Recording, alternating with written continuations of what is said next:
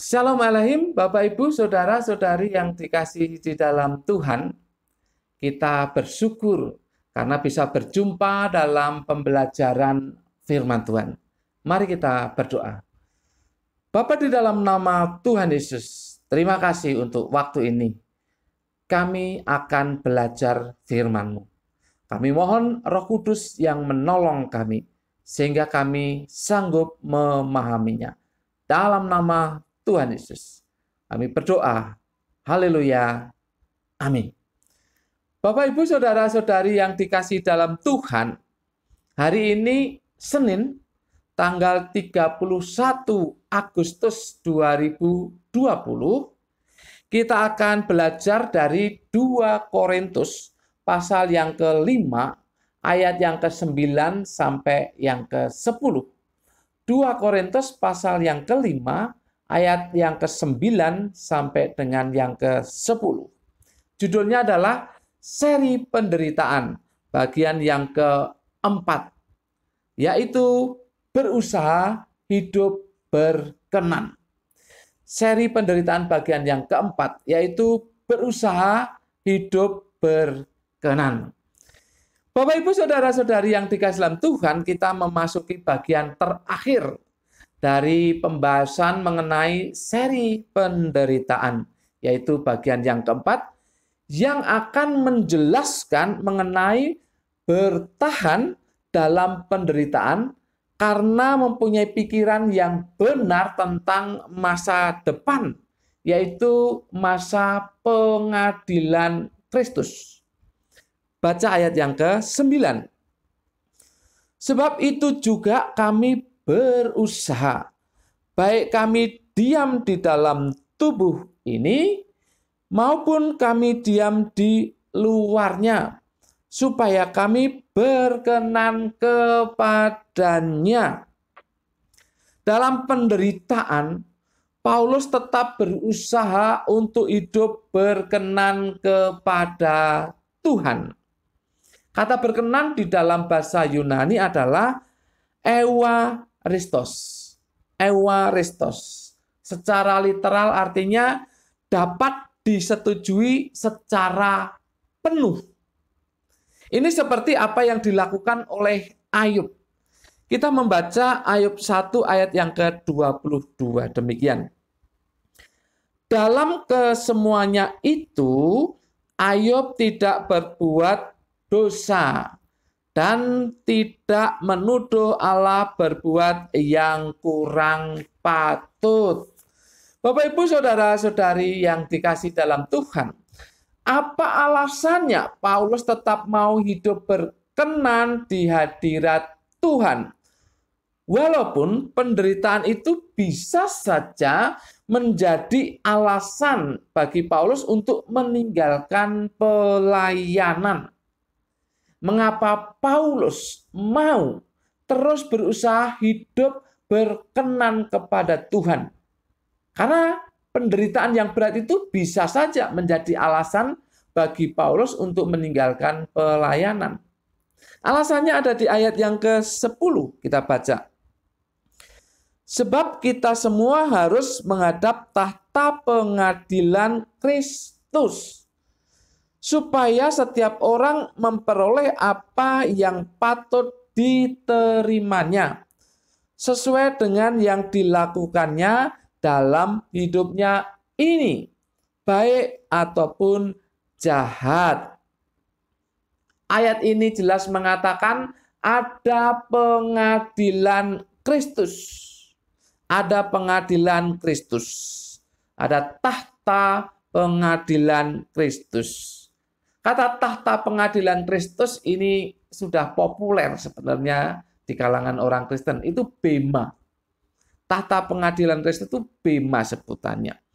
Bapak, Ibu, Saudara-saudari yang dikasihi di dalam Tuhan, bema ini bukan untuk menentukan orang masuk surga atau masuk neraka.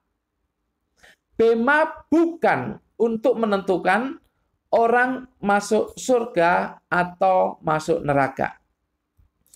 Bema adalah tempat pengadilan atau tahta pengadilan di mana akan ditentukan seseorang mendapatkan upah atau tidak.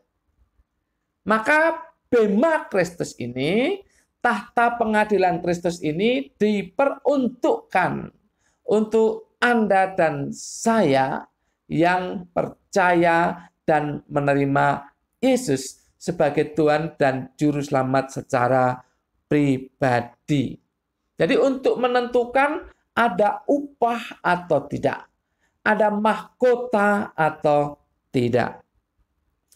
Bapak, Ibu, Saudara-saudari yang dikasihi dalam Tuhan, ketika kita menderita, sangat mungkin kita berbuat salah atau berbuat dosa, atau hidup yang tidak bisa disetujui sepenuhnya oleh Tuhan. Seperti apa? Kita banyak mengeluh atau seringkali mengeluh. Ada penderitaan, mengeluh. Ada penderitaan, mengeluh. Ada penderitaan, mengeluh. Kita sering mengeluh. Lalu berlanjut, kita menjadi, orang Jawa bilang, mutung. Mutung. Kita menjadi mutung. Lalu kita tidak mau lagi melakukan kewajiban sebagai orang percaya. Dan kemudian meningkat, kita menjadi orang yang apatis terhadap kekristenan. Dan selanjutnya yang lebih parah adalah kita menyalahkan Tuhan. Kita menyalahkan Tuhan. Kita menganggap bahwa Tuhan melakukan sesuatu yang tidak patut untuk kita. Itulah hal-hal yang dikatakan kita melakukan hal yang tidak berkenan kepada Tuhan ketika kita menderita. Oleh sebab itu mari kita evaluasi. Jangan sampai ketika kita menderita, kita menyalahkan Tuhan.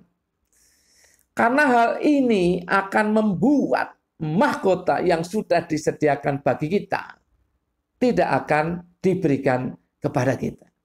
Kalau kita mengeluh dan menyalahkan Tuhan, mengatakan Tuhan tidak patut melakukan sesuatu kepada kita, itu artinya kita tidak berkenan.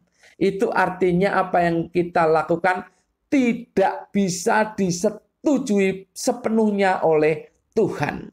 Dan di bema nanti kita tidak mendapat upahnya.